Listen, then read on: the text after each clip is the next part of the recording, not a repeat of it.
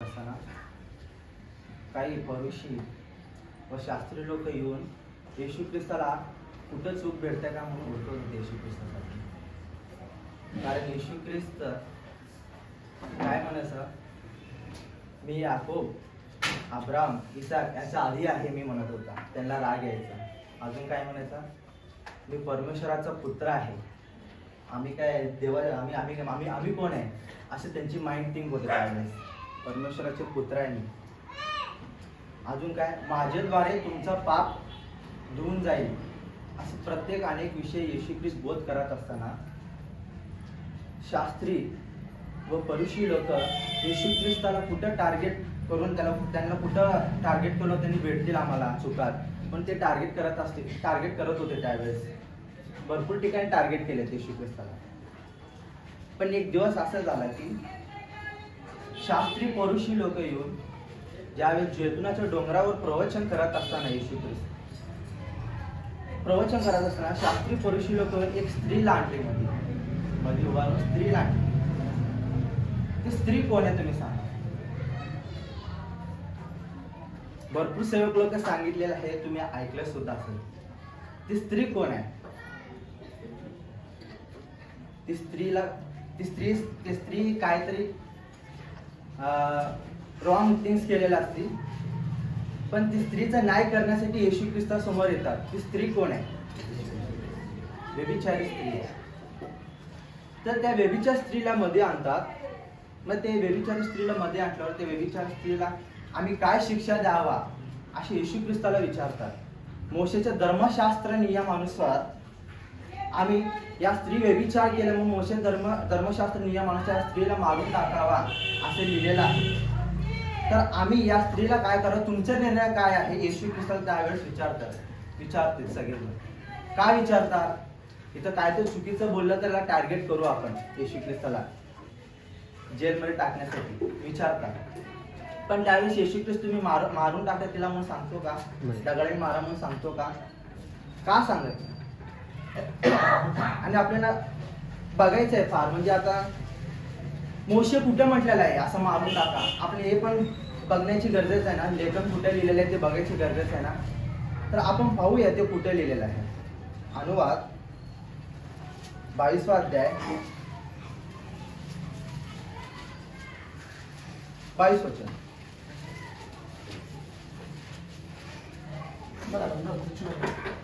मोशे किती पुस्तक लिहिलेलं आहे? मोशे किती पुस्तक लिहिलेलं आहे? 5 पुस्तक लिहिलेलं आहे. कुठलं? मग हे पुस्तक लिहिलं आहे तर मोशे धर्मशास्त्र पकडणार ना. अनुवाद 5वा पुस्तक आहे. मग या 5व्या पुस्तक मध्ये ते परुषी शास्त्री लोक म्हणत आहेत काय म्हणून, तुम्ही या स्त्रीला काय निर्णय द्यायला पाहिजे. मोशेच्या धर्मशास्त्रामध्ये स्त्रीला मारून टाकायचं आहे. ती स्त्रीला मारून टाकायचं ते कुठे लिहिलेलं आहे? तर अनुवाद 22वा अध्याय 22 वचन वाचा. हा हा हा हा हा हा काय म्हणत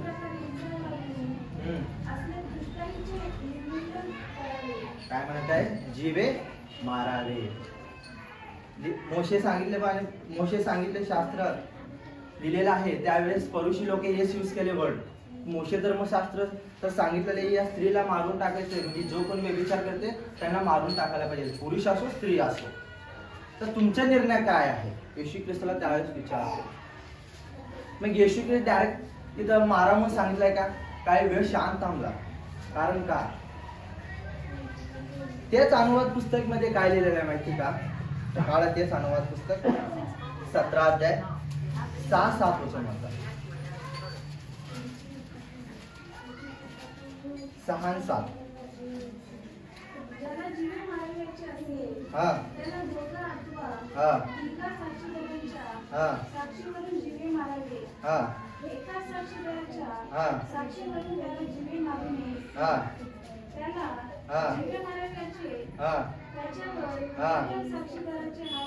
प्रथम साक्षीदारांच्या आत पडावे आणि मग इतर सर्व लोकांचे हात पाडावे. हात पाडावे. हा, अशा प्रकारे तू आपल्यामधून हा दृष्टाईचे निर्मूलन करावे. दृष्टाईचे निर्मूलन करावे म्हणजे काय? जो कोणी त्या स्त्रीला बघितलेला आहे व्यभिचार, आता व्यभिचार आता साक्षीदार लागतो ना, मग साक्षीदार लागलो ते साक्षीदार येतो आणि लोकांचे पण साक्षीदार पाहिजे. मग तुम्ही प्रूफ काय पाहिजे, प्रूफ असायला पाहिजे ना, त्यावेळेस ते निर्णय घेऊ शकतात. मग त्यावेळेस प्रूफ त्यावेळेस मोशे धर्मशास्त्रामध्ये असं पण लिहिलेलं आहे साक्षीदार असायला पाहिजे. पण ते साक्षीदार काय असायला पाहिजे? पापापासून लांब असायला पाहिजे. दृष्टाईचे काय लिहिलेलं आहे? दृष्टाईचे निर्मूल काय लिहिले?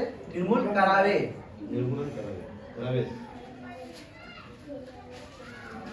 मग येशू ख्रिस्त पुस्तक मधनच ते त्यांचं उदाहरण पुस्तक मधनच त्यांचा नियम काय केला?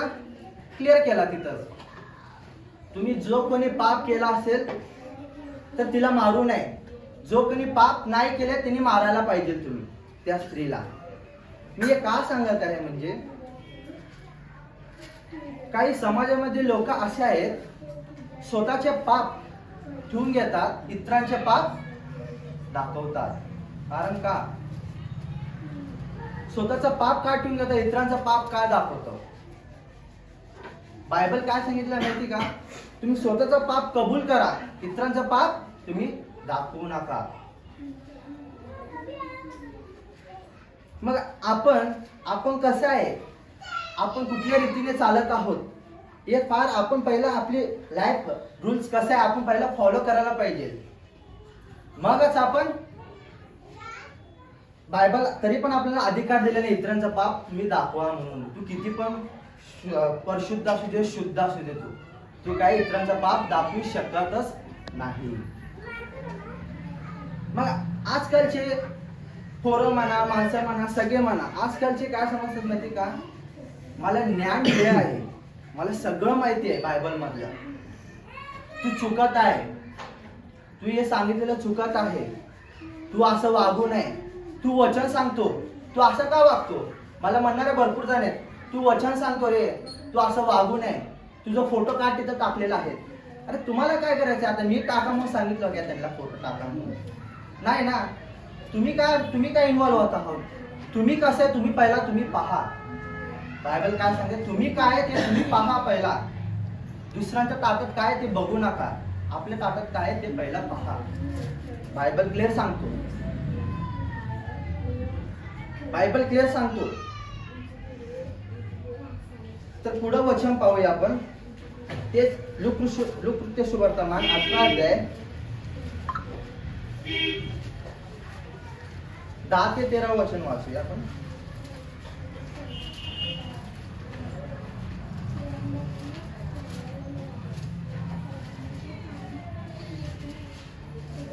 अध्याय 10 ते 13 वचन वाचूया.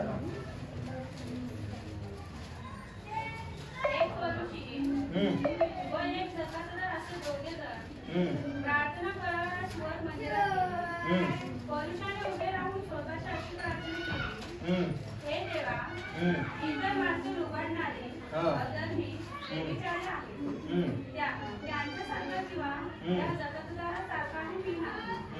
म्हणून मी हे आभार मानतो. मी आठवड्यातून 2दा उपवास करतो, जे मला मिळते त्या सर्वांचा दशांश देतो.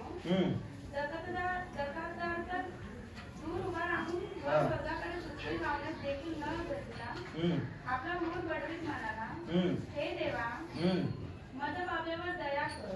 काय म्हणत आहे? हे देवा, माझ्या पाप्यावर दया कर. इथं क्लिअर काय कळतो? पौरुष आणि जटादार असतो, प्रार्थना करत असतात. त्यावेळेस प्रार्थना करत असताना पौरुषी काय सांगतो? मी जटादार सारखा व्यभिचार करत नाही, मी त्याच्यासारखा नाही. समाजामध्ये आहेत असे लोक, हे मी त्याच्यासारखं वागत नाही, मी त्याच्यासारखं राहत नाही, हे आपण एकदम चांगलं आहे, आपण देवामध्ये देवाच्या भीतीमध्ये आहे, आपण सगळं हो तू आहे देवाच्या भीतीमध्ये. इतरांचा दोष का करत आहोत तुम्ही? इतरांचा दोष का करत आहोत? जकादार काय केला, इतरांचा दोष केला का, परुषीचं नाव घेऊन काय तर वाईट बोलला का? नाही. छाती बडवून प्रार्थना करायचा, माझ्या पापावर दया कर. परुषीत असं म्हटलं का? नाही, मी ते जकादार सारखा व्यभिचार मी केला नाही, त्याच्यासारखा मी वागलं नाही. तर मी जकादार काय म्हणत आहे? मी पापी आहे, माझ्यावर दया कर. मग आपण बोलतो का सर? आपण बोलत आहोत का सर? मी पापी आहे, माझ्यावर दया कर. नो, बोलत नाही आपण. मी महानच आहे समजून घेतात प्रेझेंटली लोक. मी महानच आहे, माझ्यासारखं कोणच नाहीये, माझ्यासारखं कोणच नाहीये. मीच बायबल मध्ये हुशार आहे, मीच बायबल मध्ये भरपूर काही शिकलेलं आहे. आहेत का कोण असे? नाही. जकादार सारखा कोण आहेत का समाजामध्ये? जकादार सारखा कोण आहेत का समाजामध्ये? सांगा तुम्ही. तुमच्या तोंडात मधनच मला ऐकायचंय, जकादार सारखा कोण आहेत का? हे देवा, माझ्यावर दया कर, मी पापी आहे. आहेत का कोण जकादार सारखा प्रेझेंटली समाजामध्ये? आहेत का? नाही प्रियानो, कोणच नाहीये जकादार सारखा. परुषी सारखा भरपूर जण भेटतील आपल्याला. इतरांना आवड ठेवायला एक नंबर आहेत परुषी सारखा. प्रार्थनेमध्ये पण भरपूर जण म्हणतात, देवा मी चांगला आहे, माझ्यावर दया कर.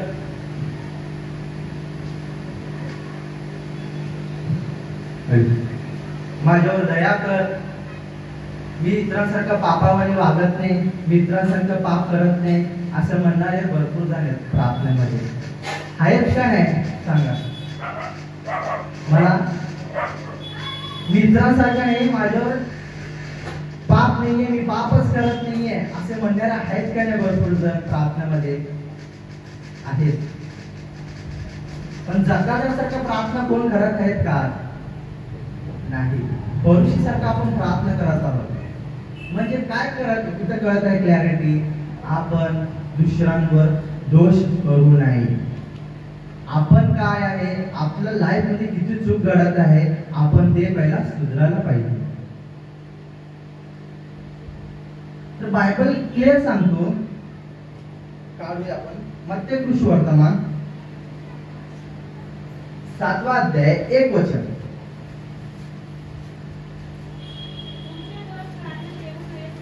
हा काय? तुम्ही कोणाचे दोष काढू नका. इतरांचे दोष काढायचे नाही आपल्याला. आपल्या काय आपण पहिला आधी बघायला पाहिजे. बायबल तेच सांगतो, पवित्र शास्त्र तेच सांगतो. काही लोक असे असतात समोर बोलत नाहीत. समजा माझा आणि योहानचं म्हणा, माझा आणि अभिषेकचं म्हणा, आम्ही फ्रेंड मध्ये फार क्लोज आहोत. आम्ही फ्रेंड मध्ये फार क्लोज आहोत. पण त्यात आम्ही तिघांमध्ये मी एक जण असलं तर माझ्याबद्दल दोघं निंदा बोलू नाही. बायबल हे सुद्धा सांगतो. आहेत का समाजामध्ये असे बोलणारे? एकाच्या बद्दल माग भरपूर काही चर्चा चालू असतो. निंदा. निंदा का करत आहोत मित्रांचा? दोष का करत आहोत तुम्ही मित्रांचा?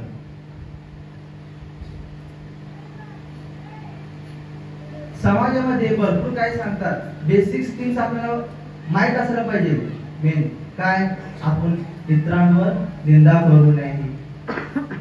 बायबल मध्ये बेसिक थिंग्स आपल्याला भरपूर काय आहे असं सांगण्यासारखं. असं भरपूर आहे. मी नम्र आहे, मी नीतिमान आहे. बायबल त्याला नो म्हणतो, बायबल त्याला नाही म्हणतो. मी नीतिमान आहे, मी नम्र आहे. कुठला मनुष्य नीतिमान आहे, कुठला मनुष्य नम्र नाही, कुठला मनुष्य शुद्ध नाही. तसं आपलं ते येशू ख्रिस्त का आला असेल जगावर या पापी लोकांसाठी रक्त देण्यासाठी. राईट? का आला असेल येशू ख्रिस्त?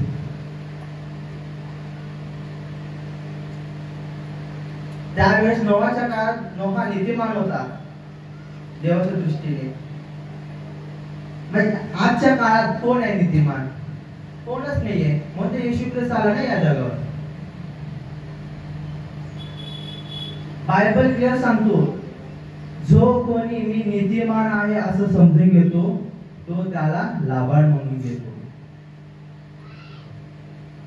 ते कुठे आहे वचन? तर काढा पहिला योहानाचे पत्र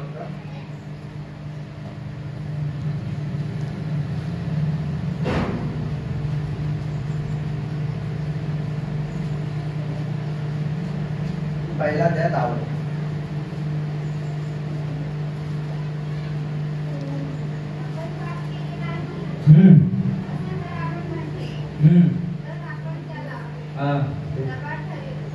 काय पाप केले नाही असं समजून घेतलं तर प्रत्येक मनुष्य पाप करतो. असं समजू नका मी पाप करत नाही.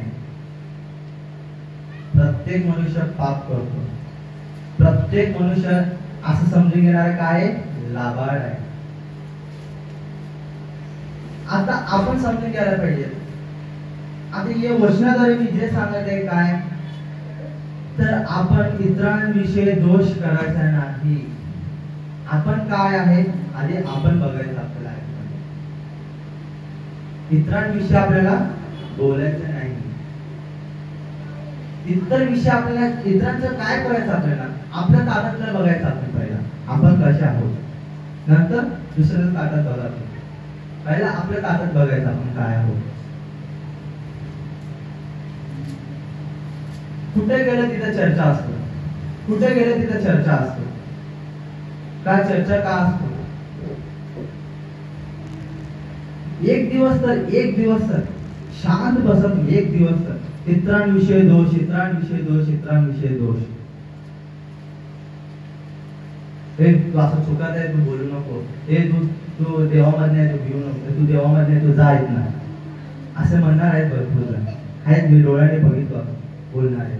असं समजून घ्यायचं सोडलं तुम्ही एकदम पवित्र आहे, माझ्यासारखं कोणच नाहीये. बायबल मध्ये वेळ सांगतो, जो कोणी प्रभूजी प्रभूजी म्हणतो सगळ्यांना स्वर्ग राज्यामध्ये प्रवेश नाही. आपण प्रभूजी प्रभूजी म्हणलो केवळ स्वर्ग राज्य आपल्याला भेटत नाही. तसं रूल्स आपण फॉलो केल्यावरच स्वर्ग राज्य आपल्याला भेटतो. देव देव म्हणलं तर आपण देव काय आपण स्वर्ग राज्यात नाही. देव आपलं अंतःकरण पाहतो. आपलं अंतःकरण पाहतो. मग आपलं अंतःकरण कसं आहे आपण ते आधी बघायला पाहिजे. आपल्या शरीराद्वारे काय आपण दिखाव करतो मी देवामध्ये आहे, मी चांगलं गातो, मी चांगलं प्रवचन करतो. तुझ्या अंतःकरणामध्ये किती घाण आहे ते देवाला माहिती. तुझ्या अंतःकरणामध्ये किती लोकांचे दोष आहे ते देवाला माहिती. तुझ्या अंतःकरणामध्ये किती लोकांच्या निंदा केलेल्या आहे ते देवाला माहिती. प्रत्येक मनुष्य पापी आहे असं समजू नका. मी काय आहे पापी नाही असं समजू नका. असं समजून घेणार काय आहे लाभाड. बायबल क्लिअर सांगतो लाभाड आहे. प्रत्येक मनुष्य पापी आहे. पापी म्हणून जन्मला आहे. या पापी लोकांसाठी तारण करण्यासाठी कोण आला या जगावर? प्रभू येशू ख्रिस्त या जगावर आला. पापी लोक नसल्या तर प्रभू येशू ख्रिस्त या जगावर येणं काय एवढं गरज होती? येशू ख्रिस्ताला गरज होती का? नाही. आपण पापी लोक आहोत म्हणजे येशू ख्रिस्ताला काय म्हणलं या लोकांना सगळं नरकात टाकण्यात येतो म्हणून या लोकांना कसं वाचवण्यासाठी येशू ख्रिस्ताला स्वतः शरीर त्याग करून आपल्यासाठी रक्त गाळलं, आपल्याला शुद्ध करण्यासाठी. असं समजू नका की मी एकदम शुद्ध आहे. आपण प्रत्येक मनुष्य पापी आहे. प्रत्येक मनुष्याकडून चूक होत असतात. पण कधी इतरांविषयी निंदा करू नका, इतरांविषयी दोष करू नका, इतरांविषयी काही लाभाड बोलायचं नाही. त्यांच्याविषयी सोडून टाका.